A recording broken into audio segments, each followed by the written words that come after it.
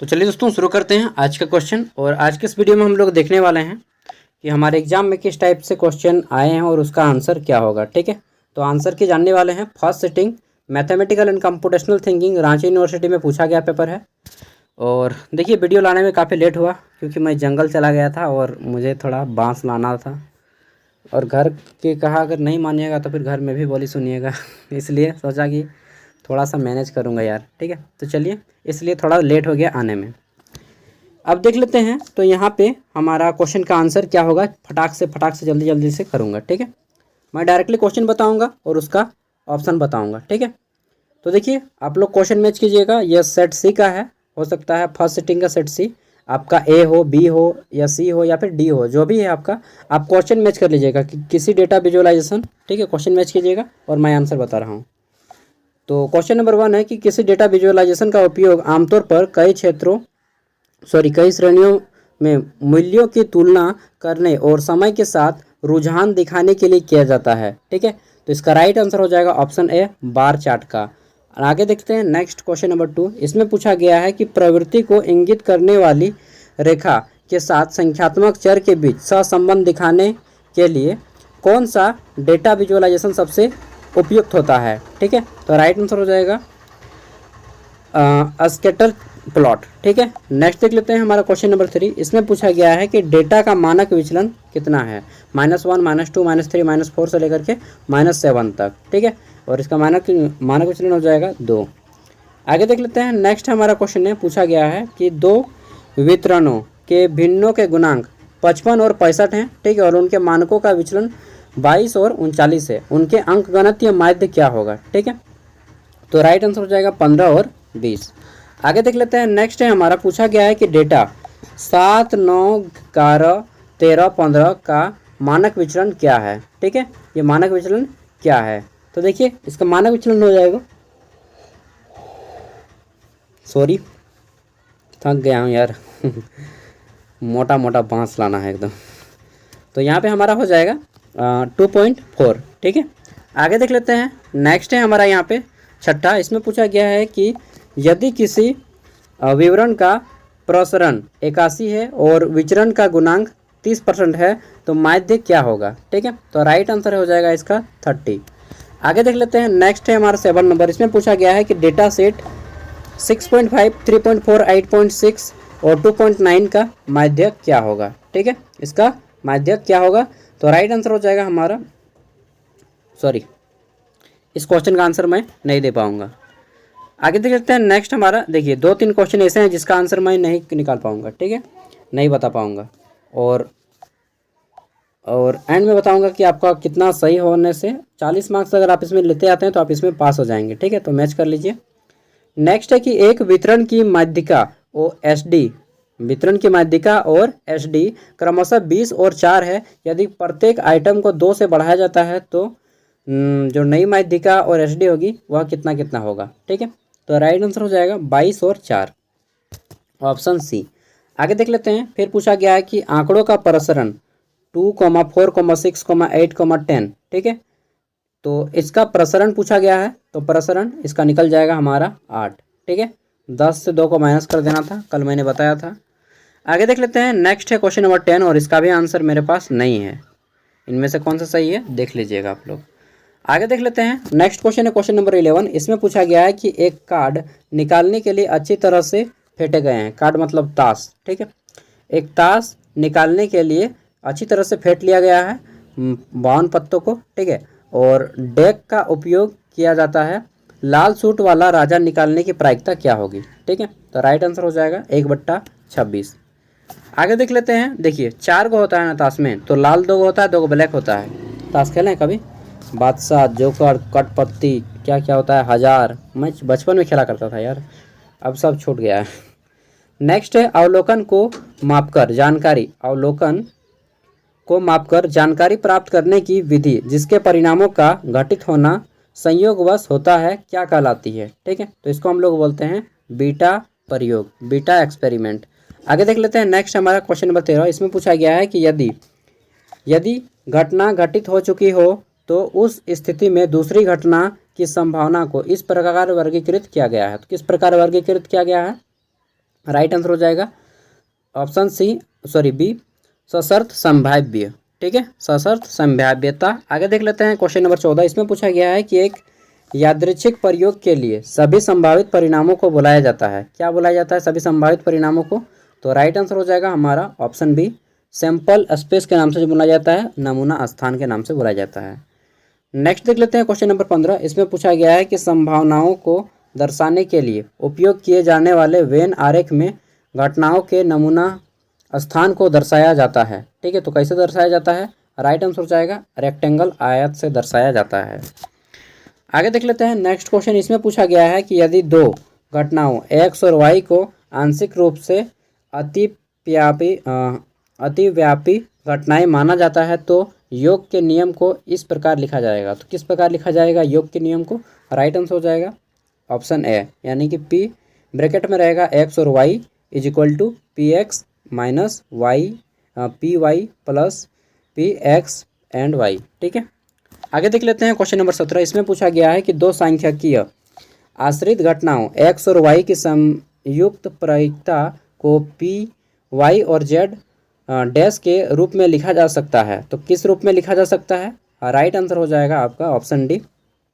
ठीक है, P Y star P Z फिर लाइनिंग जो भी है, इसको क्या बोलते हैं मुझे भी नहीं मालूम।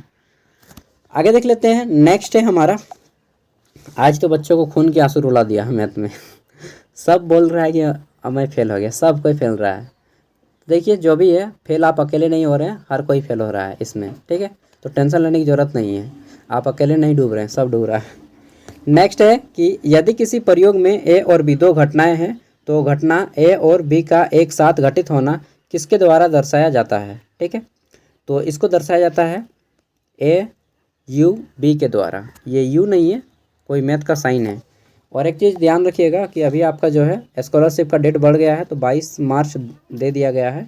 अब आपको 22 मार्च या 18 मार्च है यार, मैं बोल रहा हूँ, ठीक है एग्जैक्ट डेट, लेकिन 22 या 18 मार्च है। तो आप लोग स्कॉलरशिप सबको भर लीजिएगा। देखिए अगर अभी आपका 8,000 का बोनाफाइड बनेगा ना, तो सब बता रहा हूँ लगभग 20,000 रुपया आ जाएगा। ठीक है, स्कॉलरशिप के थ्रू। तो स्कॉलरशिप भरिए, सबको भरिए स्कॉलरशिप। ठीक है, बस आय बना लीजिए और बोनाफाइड ले लीजिए कॉलेज से और भर दीजिए। नेक्स्ट है हमारा दो स्वतंत्र घटनाओं वाई और जेड की सशर्त संभाव्यता को इस प्रकार लिखा जा सकता है। तो किस प्रकार लिखा जा सकता है? राइट आंसर हो जाएगा पी वाई, एगो लाइनिंग रहेगा फिर जेड। ठीक है, आगे देख लेते हैं 20 नंबर क्वेश्चन। 20 का राइट आंसर मुझे नहीं मालूम है। 21 नंबर देख लेते हैं। इसमें पूछा गया है कि किसी घटना की प्रायिकता सदैव डैश के बीच में होती है। तो किसी घटना की प्रायिकता सदैव या तो 0 होगा या फिर 1 होगा। ठीक है, आगे देख लेते हैं नेक्स्ट क्वेश्चन है कि ताश के पत्तों के एक मानक डेक में जो हमारा हार्ट होता है, दिल छाप का चित्र बनाने की प्रक्रिया क्या है? ठीक है, तो चित्र बनाने की जो प्रक्रिया है, मतलब कितना आएगा इसको काट के। ठीक है, प्रायिकता। तो राइट आंसर हो जाएगा इसका ऑप्शन डी 1/13। ठीक है, आगे देख लेते हैं नेक्स्ट है हमारा कि किसी प्रयोग, कोई एक्सपेरिमेंट है, किसी प्रयोग में सभी संभावित परिणामों की संभावनाओं का योग क्या है? ठीक है, तो इसके संभावनाओं का योग कितना होता है? 1 होता है। ठीक है, आगे देख लेते हैं नेक्स्ट है हमारा 24 नंबर। और इसमें पूछा गया है 24 नंबर का तो आंसर ही नहीं बता पाऊंगा। तो 5 लगभग 4 या 5 क्वेश्चन ऐसे हैं जिसका आंसर मेरे पास नहीं है। ठीक है, 25 नंबर देखिए। और इसमें पूछा गया है कि if P A is equal to 0,4। ठीक है, और इसका राइट आंसर क्या हो जाएगा? और पूछा गया है कि P A U B is equal to क्या होगा? ठीक है, तो राइट आंसर इसका हो जाएगा ऑप्शन डी 0.96।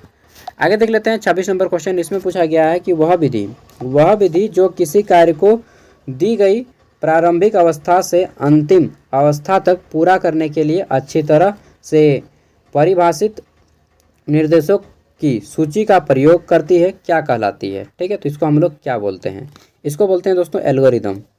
आगे देख लेते हैं नेक्स्ट क्वेश्चन, क्वेश्चन नंबर 27। इसमें पूछा गया है कि वह चार्ट जिसमें केवल फंक्शन फ्लो होता है और कोई कोड नहीं होता क्या कहलाता है? ठीक है, तो इसको हम लोग क्या बोलते हैं? इसको बोलते हैं हम लोग संरचना चार्ट, स्ट्रक्चर चार्ट। आगे देख लेते हैं नेक्स्ट हमारा क्वेश्चन नंबर 28। इसमें पूछा गया है कि एल्गोरिथम एक डैश है जो निर्देशों की एक श्रृंखला प्रदान करता है जिसमें वांछित परिणाम प्राप्त करने के लिए एक विशेष क्रम में पूरा किया जाना चाहिए। ठीक है, तो राइट आंसर हो जाएगा ऑप्शन सी। ठीक है, स्यूडोकोड प्रक्रिया प्रोसेस। आगे देख लेते हैं। नेक्स्ट है क्वेश्चन नंबर 29। इसमें पूछा गया है कि एल्गोरिदम के क्या फ़ायदे हैं। ठीक है, तो ऑल ऑफ दीज इसका राइट आंसर हो जाएगा, इनमें से सभी। 30 नंबर क्वेश्चन, इसमें पूछा गया है कि एल्गोरिदम के क्या नुकसान हैं, तो इसमें मार दीजिए both B, A and B, यानी कि ऑप्शन सी। 31 नंबर, इसमें पूछा गया है कि मूल रूप से एक एल्गोरिदम है जिसे सरल भाषा में लिखी गई टिप्पणियों और व्याख्यात्मक पाठ का उपयोग करके क्रियान्वित किया जाता है। ठीक है, तो इसको हम लोग क्या बोलेंगे, इसको बोलेंगे हम लोग वही स्यूडोकोड। ठीक है, स्यूडोकोड प्रोसेस। आगे देख लेते हैं। नेक्स्ट हमारा है कि फ्लो चार्ट। फ्लो चार्ट एक प्रक्रिया या प्रोग्राम को समझने के लिए विभिन्न प्रतीकों, आकृतियों और तीरों का प्रयोग करके एक एल्गोरिथम का प्रतिनिधित्व है। ठीक है, तो ये कैसा प्रतिनिधित्व है, राइट आंसर हो जाएगा option C, A and B, यानी कि ग्राफिकल और विजुअल दोनों। ठीक है, ऑप्शन सी। आगे देख लेते हैं। नेक्स्ट हमारा क्वेश्चन है 33 नंबर। इसमें पूछा गया है कि आप डैश का उपयोग करके फ्लो चार्ट बना सकते हैं। आप किसका उपयोग करके फ्लो चार्ट बना सकते हैं। ठीक है, तो राइट आंसर हो जाएगा आप जो है इनमें से सभी का उपयोग करके फ्लो चार्ट बना सकते हैं, ऑप्शन डी, यानी कि pen, pencil, online software, offline software. Next है हमारा फ्लो चार्ट के विभिन्न प्रकार क्या हैं। ठीक है, तो फ्लो चार्ट के विभिन्न प्रकार इनमें से सभी हैं। नेक्स्ट क्वेश्चन है 35 नंबर। इसमें पूछा गया है कि प्रतीक डैश प्रतीक का उपयोग तब किया जाता है जब फ्लो चार्ट प्रारंभ या समाप्त हो जाता है। ठीक है, तो किस प्रक्रिया का प्रतीक, तो हमारा हो जाएगा यहाँ पे टर्मिनल बॉक्स। आगे देख लेते हैं 36 नंबर क्वेश्चन। इसमें पूछा गया है कि कंप्यूटर स्वयं समस्याओं का समाधान नहीं कर सकता, हमें समस्याओं को हल करने के बारे में स्पष्ट चरण दर चरण प्रत्येक निर्देश प्रदान करना चाहिए। इस तकनीक को क्या कहते हैं। ठीक है, तो यह जो टेक्निक है इसको हम लोगों ने नाम दिया है क्या नाम दिया था यार, स्ट्रक्चर्ड करके कुछ था इस टाइप से। ठीक है, एल्गोरिदम टेक्निक। ठीक है, तो डी हमारा हो जाएगा, इनमें से कोई नहीं, क्योंकि यहाँ पे कोई भी हमारा एल्गोरिदम टेक्निक नहीं है। Next 37 number question. इसमें पूछा गया था कि डैश एक एल्गोरिदम का दृश्य प्रतिनिधित्व है। ठीक है, तो कौन एक एल्गोरिदम का दृश्य प्रतिनिधित्व है, राइट आंसर हो जाएगा ऑप्शन है फ्लो चार्ट। ठीक है, आगे देख लेते हैं क्वेश्चन नंबर 38। इसमें पूछा गया है कि स्यूडोकोड शब्द का अर्थ क्या होता है। ठीक है, तो स्यूडोकोड मीन्स क्या होता है, अब इसका आंसर मुझे नहीं मालूम है, आप लोग निकाल लीजिएगा। और मैंने बताया कि 4-5 क्वेश्चन मुझसे भी नहीं यहाँ पे निकल पाए। ठीक है, नेक्स्ट है हमारा कि एक्सेल में सूत्र कहाँ से शुरू होता है। तो एक्सेल में जो सूत्र होता है दोस्तों वह हमारा बराबर से शुरू होता है। कहाँ से, बराबर से शुरू होता है। नेक्स्ट है डैश। MS एक्सेल वर्कशीट में एक कॉलम और एक पंक्ति में प्रतिच्छेद को डैश के रूप में जाना जाता है। ठीक है, तो इसको हम लोग किस रूप में जानते हैं, इसको जानते हैं हम लोग सेल के रूप में। ठीक है, कल हम लोग बोल रहे थे कोशिका सेल। आगे देख लेते हैं। नेक्स्ट है हमारा माइक्रोसॉफ्ट एक्सेल स्प्रेडशीट में पंक्तियों को डैश के रूप में लेबल किया जाता है। तो किस रूप में लेबल किया जाता है, राइट आंसर हो जाएगा 1 2 3 4 के रूप में किया जाता है। ठीक है, आगे देख लेते हैं। नेक्स्ट हमारा क्वेश्चन 42 नंबर। इसमें पूछा गया है कि निम्नलिखित में से कौन सा डेटा विजुअलाइजेशन विधि है। ठीक है, तो डेटा विजुअलाइजेशन विधि इनमें से कौन सा है, राइट आंसर हो जाएगा हमारा pie chart and bar chart. ठीक है, आगे देख लेते हैं क्वेश्चन नंबर 43। इसमें पूछा गया है कि डेटा विजुअलाइजेशन क्या है। ठीक है, तो 43 का राइट आंसर नहीं है मेरे पास। आगे देख लेते हैं। नेक्स्ट हमारा 44 नंबर क्वेश्चन। इसमें पूछा गया है कि डेटा विजुअलाइजेशन का प्राथमिक लक्ष्य क्या है। ठीक है, तो डेटा विजुअलाइजेशन का जो हमारा प्राइमरी गोल है वह है डेटा को अधिक सुलभ और समझने योग्य बनाना। ठीक है, ऑप्शन सी। नेक्स्ट है 45 नंबर क्वेश्चन। इसमें पूछा गया है कि निम्नलिखित में से कौन सा डेटा विजुअलाइजेशन में उपयोग किया जाने वाला सामान्य दृश्य तत्व नहीं है। ठीक है, तो कौन सा सामान्य दृश्य तत्व नहीं है, राइट आंसर हो जाएगा हमारा option C, data table, data तालिका।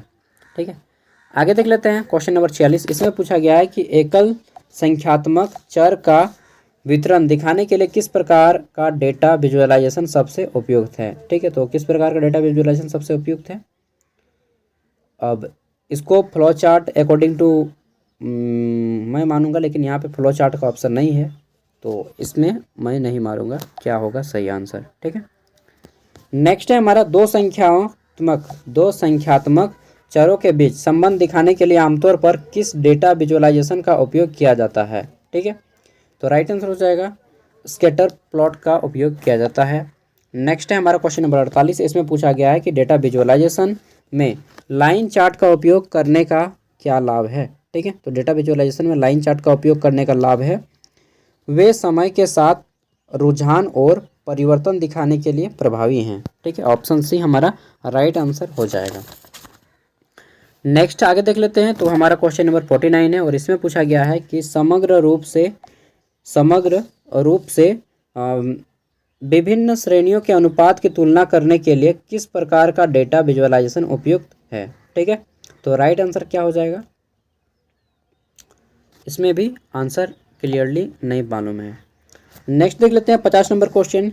विभिन्न श्रेणियों में मूल्यों की तुलना करने के लिए आमतौर पर किस डेटा विजुअलाइजेशन का उपयोग किया जाता है? तो 50 का राइट आंसर हो जाएगा ऑप्शन ए, बार चार्ट का। ठीक है, आगे देख लेते हैं। नेक्स्ट है कि मानों का प्रसार ज्ञात कीजिए, और यहाँ पे आपको प्रसार ज्ञात करना था 51 नंबर, और इसमें प्रसार I can't find it. Next है हमारा 52 नंबर। इसमें पूछा गया है, अब आपके सभी क्वेश्चन के आंसर मिल जाएंगे इधर, बस उधर ही जितने थे। निम्नलिखित में से किसको विक्षेपण का माप नहीं माना जाता है? ठीक है, तो विक्षेपण का माप इनमें से किसको नहीं माना जाता है? राइट आंसर हो जाएगा माध्य विचलन को। नेक्स्ट है हमारा 53 नंबर क्वेश्चन कि जब माध्यम सममित वितरण का माध्य विचलन 12 है तो मानक विचलन का सटीक मान ज्ञात करें। ठीक है, तो मानक विचलन का सटीक मान क्या हो जाएगा? 15। आगे देख लेते हैं। नेक्स्ट है हमारा कि निम्नलिखित में से कौन सा विचरण का न्यूनतम मान हो सकता है? ठीक है, तो विचरण का न्यूनतम मान कितना हो सकता है? 0, ऑप्शन बी।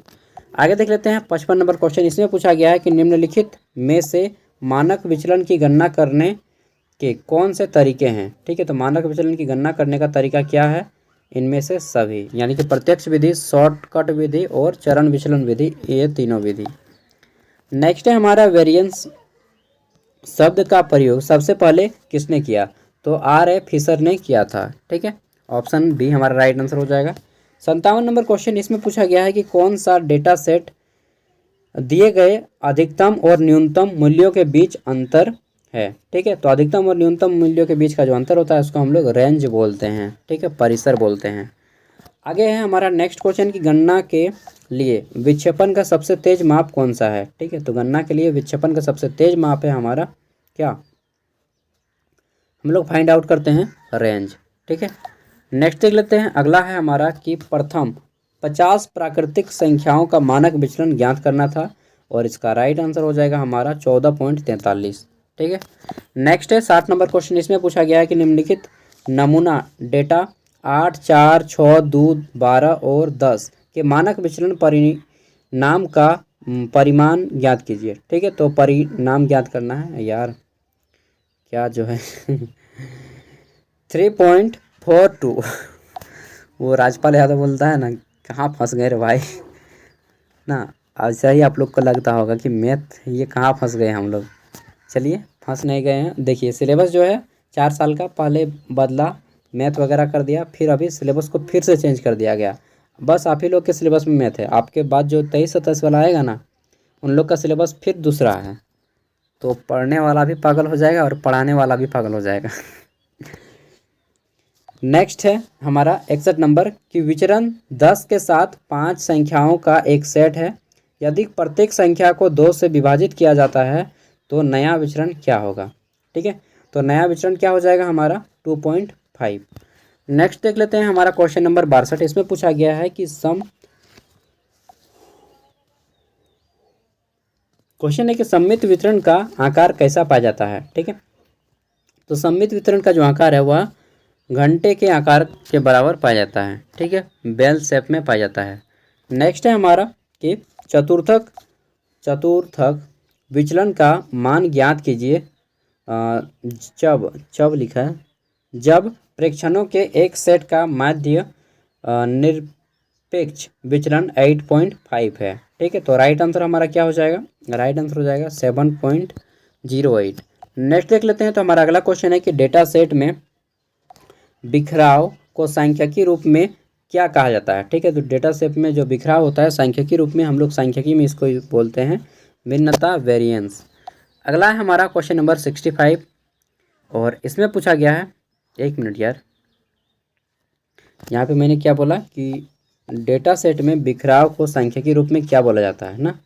तो इसका राइट आंसर हमारा, अभी मैंने कौन सा क्वेश्चन पढ़ा, 64 नंबर ही पढ़ा है ना। 64 नंबर ही पढ़ा है यार। एक मिनट, थोड़ा सा रेस्ट कर लेता हूँ, 2 मिनट। चलिए, तो देखिए ये जो क्वेश्चन नंबर हमारा 64 है, इसका राइट आंसर हो जाएगा विक्षेपण। ठीक है, डिस्प्रेशन। आगे देख लेते हैं क्वेश्चन नंबर 65। इसमें पूछा गया है कि रीजन रिप्रेजेंटेड बाय, ये आपका एक्स है, फिर जो भी है, ठीक है, तो इसको किस रूप में दर्शाया गया क्षेत्र है। ठीक है, राइट आंसर हो जाएगा हमारा ये जो है, इसे हम लोग पहला चतुर्थांश बोलेंगे, फर्स्ट क्वाड्रेंट बोलेंगे। ठीक है, आगे देख लेते हैं हमारा क्वेश्चन नंबर 66। इसमें पूछा गया है कि एक रैखिक प्रोग्रामिंग समस्या का उद्देश्य कार्य है। ठीक है, एक रैखिक प्रोग्रामिंग समस्या का उद्देश्य कार्य क्या है, तो बाध्यता है। ठीक है, 67 नंबर, इसमें पूछा गया है कि रैखिक प्रोग्रामिंग समस्याओं के चरों पर रैखिक असमानताओं या समीकरणों का प्रतिनिधित्व को क्या कहा जाता है। ठीक है, तो इसको हम लोग क्या बोलते हैं, इसे हमें बोलना पड़ेगा, क्या बोलना पड़ेगा, बाध्यता बोलना पड़ेगा। ठीक है, आगे देख लेते हैं नेक्स्ट क्वेश्चन नंबर 68। इसमें पूछा गया है कि निर्णय चर के मूल्यों का एक सेट जो LPP की रैखिक बाध्यताओं और गैर नकारात्मक स्थितियों संतुष्ट करता है, इसे क्या कहा जाता है। ठीक है, तो इसे हम लोग कहते हैं ऑप्शन सी, व्यवहार्य समाधान। ठीक है, एक मिनट रुकिएगा बस, जस्ट। चलिए, नेक्स्ट है हमारा यहाँ पे 69। इसमें पूछा गया है कि अवरोध, यहाँ पे देख लीजिए x + y, फिर 4 है, x है। ठीक है, तो इसका राइट आंसर क्या आ जाएगा, 69। ठीक है, 69 का राइट आंसर हो जाएगा 16। आगे देख लेते हैं नेक्स्ट हमारा है 70 नंबर क्वेश्चन। इसमें पूछा गया है कि उद्देश्य फलन का इष्टतम मान निम्नलिखित बिंदुओं पर प्राप्त होता है। ठीक है, तो कौन से बिंदु पर प्राप्त होता है, राइट आंसर हो जाएगा, एक मिनट, चलिए, तो हमारा क्वेश्चन नंबर 70 है। इसमें पूछा गया है कि उद्देश्य फलन का इष्टतम मान निम्नलिखित बिंदुओं पर प्राप्त होता है, तो किस बिंदु पर प्राप्त होता है, राइट आंसर हो जाएगा ऑप्शन सी, संभाव्य क्षेत्र के कोने बिंदु पर। ठीक है, आगे देख लेते हैं 71 नंबर क्वेश्चन। इसमें पूछा गया है कि निम्नलिखित में से कौन एक लचीला एल्गोरिदम नहीं है। ठीक है, तो इनमें से कौन सा एक ग्रीडी एल्गोरिदम नहीं है, तो राइट आंसर क्या हो जाएगा, ऑप्शन बी। ठीक है, Bellman found algorithm, sorry Ford है। ठीक है, आगे देख लेते हैं 72 नंबर। इसमें पूछा गया है कि न्यूनतम फैले हुए पेड़ को खोजने के लिए, गजब हिंदी है यार, प्रिज्म का एल्गोरिदम डैश विधि पर आधारित है। ये मैथ जो है इसको टान खींच के हिंदी किया गया है। वैसे अगर आपको पढ़ना पड़ेगा तो पूरा इंग्लिश में पढ़िएगा, तब आपको प्रॉपर वे में समझ आएगा, नहीं तो समझ में भी नहीं आएगा। ठीक है, जैसा हिंदी में है। चलिए, मैं क्वेश्चन मैच करने के लिए हिंदी में भी पढ़ रहा हूँ। तो राइट आंसर है इसका क्या हो जाएगा, ऑप्शन सी, ग्रीडी, यानी कि लचीला। सॉरी, यहाँ पे लालची लिख दिया है, वाह रे वाह, लालची। आगे देख लेते हैं नेक्स्ट है हमारा कि ऑप्शन नंबर 73 क्वेश्चन। इसमें पूछा गया है, इसको मैं क्या पढ़ूंगा यार हिंदी में, चलिए इंग्लिश में ही पढ़ते हैं कि keep the statement language dash while writing a pseudo code. ठीक है, तो इसका राइट आंसर क्या हो जाएगा, 73। राइट आंसर हो जाएगा हमारा इंडिपेंडेंट, यानी कि स्वतंत्र। आगे देख लेते हैं क्वेश्चन नंबर 74। इसमें पूछा गया है कि निम्नलिखित में से कौन सा कीवर्ड नहीं है। ठीक है, तो इनमें से कौन सा एक कीवर्ड नहीं है, तो राइट आंसर हो जाएगा हमारा ऑप्शन सी, स्टार्ट। स्टार्ट एक कीवर्ड नहीं है। नेक्स्ट है हमारा यहाँ पे क्वेश्चन नंबर 75। इसमें पूछा गया है कि छड़ कोण या जो भी है dash is use to show hierarchy in a shadow code. ठीक है, तो किसका यूज करते हैं शैडो कोड में, और राइट आंसर हो जाएगा हमारा ऑप्शन ए इंडिपेंडेंट का। ठीक है, यही क्वेश्चन को 2 बार रिपीट कर दिया गया। अगला है हमारा 76 नंबर, इसमें पूछा गया है 76 में कि ऐसी घटना जिसके घटित होने की प्रायिकता कभी ना हो, तो उसे क्या कहेंगे? अनिश्चित घटना कहेंगे। ठीक है, यानी कि असंभावित घटना, सॉरी अनिश्चित नहीं बोलेंगे, असंभावित घटना, जो जिसका निश्चित होने की घटित होने की संभावना प्रायिकता न हो उसे असंभावित घटना कहेंगे, और इसको हम लोग 0 से इंडिकेट करते हैं। नेक्स्ट है यदि P E is equal to 0.07 तो पी ई नहीं का मान क्या होगा? ठीक है, राइट आंसर हो जाएगा ऑप्शन सी 0.93। आगे देख लेते हैं नेक्स्ट क्वेश्चन कि यदि एक पासा फेंका जाए तो विषम संख्याएं प्राप्त होने की प्रायिकता क्या होगी? ठीक है, तो विषम संख्या प्राप्त होने की प्रायिकता है 1/2। इसको मैंने करवा दिया था। नेक्स्ट है यदि एक पासे को 2 बार फेंका जाए तो 3 योग 3 आने की प्रायिकता क्या होगी? तो 3 योग आने की प्रायिकता जो होगी हमारी वह हो जाएगा 3/18। नेक्स्ट है हमारा कि 2 सिक्के उछालने पर, कितना सिक्का? 2 को सिक्का उछालने पर 2 पट आने की प्रायिकता क्या होगी? ठीक है, तो 2 को पट आने की प्रायिकता होता है 1/4, 1/4। नेक्स्ट है कि यदि 2 पासे फेंके जाएं, कितना पासा? 2 पासा फेंके जाए तो योग को अभाज्य संख्या के रूप में प्राप्त करने की प्रायिकता क्या है? ठीक है, तो योग को अभाज्य संख्या के रूप में प्राप्त करने की प्रायिकता है 5/12। अगला है हमारा कि यदि गेम जीतने की प्रायिकता 0.3 है तो गेम हारने की प्रायिकता क्या होगी? ठीक है, तो राइट आंसर हो जाएगा 0.7, बस 1 से माइनस कर देना था, आपका आ जाता। अगला है हमारा कि 52 पत्तों की गड्डी है। ठीक है, 52 पत्तों की गड्डी ताश का पत्ता है। एक पत्ता निकाला जाए तो काले सूट का राजा निकलने की क्या प्रायिकता होगी? ठीक है, तो राइट आंसर हो जाएगा ऑप्शन ए 1/26, यानी कि 2/52 होगा। 2 को काला होता है, 2 को लाल होता है, 4 को होता है कुल मिलाकर। नेक्स्ट है कि मान लीजिए सॉरी यार, गाढ़ा नाला का पानी पी के ना यही होता है। गाढ़ा नाला का पानी पिए कभी? उम्मीद करता हूँ कि लाइफ में आपको ऐसा ज़िंदगी मिले ताकि आप लोग भी बहुत कुछ झेलें। नहीं, सीता भी क्या थी? राजा की पुत्री थी, लेकिन जब वक्त बदलता है तो कहाँ से कहाँ आदमी पहुँच जाता है। लेकिन हाँ, एक चीज़ है, मुश्किल आइएगा तो डरिएगा मत, क्योंकि वो कुछ ना कुछ सिखा के ही जाएगा। ठीक है, चलिए, चुनौतियाँ आती हैं तो सोचिए कि चलो आप अच्छे इंसान हैं और आपको चुनौती से लड़ने का मौका मिल रहा है। ठीक है, यही सोचना है, और नेगेटिव सोच सकते हैं कि यही सब मेरे साथ ही होना था। जैसा आपको सोचना है सोच सकते हैं ना, डिपेंड करता है आप पे। नेक्स्ट है कि मान लीजिए संख्याएं -2, -1, 0, 1, 2 में से एक संख्या x चुनी जाती है तो x² और 0 की प्रायिकता क्या होगी? ठीक है, तो इसकी जो प्रायिकता होगी वह हमारा राइट आंसर हो जाएगा 4/5। आगे देख लेते हैं। नेक्स्ट है हमारा क्वेश्चन नंबर 85। इसमें पूछा गया है कि निम्नलिखित में से कौन सी प्रायिकता नहीं हो सकती? इनमें से कौन सी एक प्रायिकता नहीं हो सकती? तो देखिए, प्रायिकता कभी माइनस में आपका नहीं होगा। ठीक है, तो ऑप्शन बी हमारा राइट आंसर हो जाएगा, माइनस में नहीं होगा प्रायिकता। नेक्स्ट है हमारा कि एक दराज में 3 नीले मोजे, 5 भूरे मोजे और 4 सफ़ेद मोजे हैं। यदि 2 मोजे यादृच्छिक रूप से उठाए जाए तो क्या प्रायिकता है कि चयनित मोजे एक ही रंग के हों? ठीक है, तो राइट आंसर क्या हो जाएगा? Option C 19/66। आगे देख लेते हैं 87 नंबर क्वेश्चन। इसमें पूछा गया है कि यदि एक घटना घटित होती है तो दूसरी घटना घटित नहीं हो सकती। ठीक है, या नहीं हो सकती, अर्थात जो घटनाएं एक साथ घटित नहीं हो सकती क्या कहलाती हैं? ठीक है, तो ऐसी घटनाओं को हम बोलते हैं परस्पर अनन्य घटनाएं, ऑप्शन बी।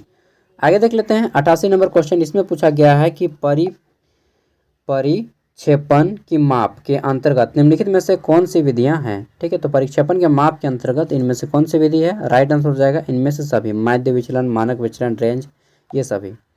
89 नंबर क्वेश्चन देखिए, इसमें पूछा गया है कि मानक विचलन की गणना करते समय विचलन केवल डैश से लिया जाता है। तो विचलन केवल कहाँ से लिया जाता है? तो राइट आंसर हो जाएगा किसी श्रृंखला का माध्यमान ही विचलन लिया जाता है। 90 नंबर क्वेश्चन देख लेते हैं। इसमें पूछा गया है कि मानक विचलन संख्यात्मक मान कभी भी डैश नहीं हो सकता। तो कभी भी क्या नहीं हो सकता, कभी भी दोस्तों नकारात्मक नहीं हो सकता, नेगेटिव नहीं हो सकता मानक विचलन, ठीक है। या तो 0 होगा या फिर 1 होगा। नेक्स्ट है हमारा अवलोकनों के एक सेट का मानक विचलन 105 है। यदि प्रत्येक अवलोकन का मान 9 से कम हो जाता है तो इन अवलोकनों का नया मानक विचलन क्या होगा, ठीक है। तो नया जो हमारा मानक विचलन हो जाएगा, एक मिनट यार, इतना सर्दी कर दिया है ना, क्या बताएं, जस्ट तुरंत कर दिया सर्दी। तो हमारा हो जाएगा 105। नेक्स्ट है हमारा कि निम्नलिखित में से विक्षेपण का कौन सा माप ऋणात्मक मान प्राप्त कर सकता है, ठीक है। तो 92 नंबर देख लीजिए एंड इसका राइट आंसर हो जाएगा मानक विचलन, स्टैंडर्ड डिविएशन, SD शॉर्ट में बोलते हैं। नेक्स्ट है हमारा यहाँ पे 93 नंबर। इसमें पूछा गया है कि तीसरे चतुर्थक का मान ज्ञात कीजिए जब पहला चतुर्थक 104 है और चतुर्थक विचलन 8 है, ठीक है। तो हमारा राइट आंसर हो जाएगा 120। आगे देख लेते हैं 94 नंबर। इसमें पूछा गया है कि प्रेक्षणों के किस समूह में न्यूनतम भिन्नता है, ठीक है। तो प्रेक्षणों के किस समूह में न्यूनतम भिन्नता होती है, देखिए जो सीरियली है आप यहाँ पे निकाल लीजिए 38, 39, 40, 41, 42। आगे देख लेते हैं हमारा क्वेश्चन नंबर 95। इसमें पूछा गया है कि रेंज का प्रतिनिधित्व करता है, यानी कि रेंज किसे कहते हैं, तो न्यूनतम और उच्चतम मान का जो अंतर होता है उसी को हम लोग रेंज बोलते हैं, ऑप्शन डी। आगे देख लेते हैं 96 नंबर। इसमें पूछा गया है कि मानक विचलन का वर्ग डैश है, ठीक है। तो मानक विचलन का वर्ग क्या होता है, तो विचरण होता है, ऑप्शन सी। आगे देख लेते हैं नेक्स्ट 97 नंबर। इसमें पूछा गया है कि Q1 = 25, Q3 = 75 के साथ चतुर्थक विचलन है, ठीक है। तो इसके साथ चतुर्थक विचलन क्या है, राइट आंसर हो जाएगा 25। आगे देख लेते हैं हमारा क्वेश्चन नंबर 98। इसमें पूछा गया है कि 5 संख्याओं का एक समुच्चय है जिसका प्रसरण 10 है। यदि प्रत्येक संख्या को 2 से विभाजित किया जाता है तो नया प्रसरण क्या है, ठीक है। तो राइट आंसर हो जाएगा 2.5। आगे देख लेते हैं हमारा क्वेश्चन नंबर 99। इसमें पूछा गया है कि जब सभी मान समान रहेंगे तो प्रकीर्ण की माप होगी, कैसे होगी, 0 से होगी। आगे देख लेते हैं 100 नंबर, अंतिम क्वेश्चन। इसमें पूछा गया है कि मान 12, 15, 18 का सटीक माध्य विचलन क्या है, ठीक है। तो सटीक माध्य विचलन है 2। देखिए अब जितना भी हो गया कंप्लीट, चलिए जाने दीजिए। अगर फेल होते हैं तो केवल आपको इसी पेपर का एग्ज़ाम देना होगा और नेक्स्ट टाइम एग्ज़ाम देके पास हो जाइएगा। बाकी सभी पेपर लगभग ठीक ही गया होगा आपका। और अभी जो 2 पेपर बाकी हैं उस पर अब आपको ध्यान देना है। ग्लोबल एंड सिटीजनशिप एजुकेशन, यह पेपर ईजी है, पूरा का पूरा हिंदी में आएगा, इसमें मैथ नहीं है, खाली जीके है, ठीक है। और दूसरा आपका IBS का पेपर बचा है, ठीक है। उसमें जो भी आप IBS रखे हैं वो आपका सब्जेक्टिव आएगा और ग्लोबल वाला ऑब्जेक्टिव आएगा, ठीक है। तो चलिए मिलते हैं नेक्स्ट वीडियो में। और यहाँ पे जितना भी क्वेश्चन आपका सही हो रहा है, जैसे यहाँ पे मैंने आपके लगभग 95 या 94 क्वेश्चन का आंसर बताया है। इसमें हो सकता है कि 4 से 5 क्वेश्चन आपका गलती भी हो, ठीक है। तो आपका अगर मान लेते हैं कि यहाँ पे 45 नंबर आ रहा है, ठीक है। तो अगर 45 नंबर अभी सही हो रहा है तो आपका जो रिजल्ट आएगा, फाइनल रिजल्ट, हो सकता है उसमें 40 से नंबर आए या फिर 50 भी नंबर हो सकता है, ठीक है। अभी यहाँ पे जितना आ रहा है उसका 10 के रेंज के आसपास ही रहेगा, ठीक है। क्योंकि मैथ है भाई, और ऐसा मैथ पूछा है ना कि बाप बुला दिया है सबको ना नानी याद आ गया सबका। चलिए जो भी है, आपका ही नहीं, झारखंड के अभी 2 यूनिवर्सिटी में एग्जाम हो चुका है ना मैथ का, उन सब में सब कोई बाप बोला है, आप अकेले बाप नहीं बोले हैं। जो विनोबा भावे यूनिवर्सिटी हजारीबाग है, VBU हजारीबाग, उन लोग भी बाप बोल दिया। BBMKU वाला बच्चा भी बाप बोल दिया ठीक है। और अब रांची यूनिवर्सिटी वाला भी बच्चा भी बाप बोल दिया। और जो अब NPU होगा, NPU यूनिवर्सिटी, अगर सेम क्वेश्चन आ गया तब तो NPU वालों का बाप नहीं बोलेंगे, और अगर क्वेश्चन सेम नहीं आया तब वो लोग भी बाप बोलेगा, क्या बोलेगा ना। एक आदमी के लिए नहीं हो रहा है, इसलिए आप ये मत सोचिएगा कि मेरे साथ बुरा हो रहा है, नहीं, सबके साथ बुरा हो रहा है। तो आप अपना टेंशन मत लीजिए यार, सब कोई डूब रहा है, आप भी डूबिएगा, कोई टेंशन नहीं है, ठीक है। सब कोई उगेगा, आप भी उग जाइएगा। हाँ, लेकिन यहाँ पे एक चीज़ है कि कुछ बच्चे जो है पास हो जाएंगे, डेफिनेटली आपका 25% बच्चे इजीली पास कर जाएंगे। हाँ, ये भी मैं मानता हूँ कि 70% बच्चे यहाँ पे फेल भी कर जाएंगे। 25 से लेकर के 30% बच्चे इजीली पास करेंगे, उससे ज़्यादा पास करेंगे, सो उससे कम नहीं। 70% बच्चे फेल करेंगे, 70 या 60% बच्चे, हाँ यह सच्चाई है, लेकिन केवल मैथ में ही। उसके बाद दूसरे सब्जेक्ट में आपको फेल नहीं कर पाएगा हम लोग, ठीक है। चलिए मिलते हैं नेक्स्ट वीडियो में, तब तक के लिए बाय। और इसका PDF का लिंक वीडियो का डिस्क्रिप्शन में दे दूंगा। अगर NPO से आप हैं तो सब क्वेश्चन को अच्छे से एक बार देख लीजिएगा, ठीक है। और जल्दी से मैं ग्लोबल सिटीजनशिप एजुकेशन का पेपर लाऊंगा। इससे पहले भी मैंने 20-25 वीडियो डाल दिया है ग्लोबल का, आप तब तक उसको देखिए। Thank you, bye.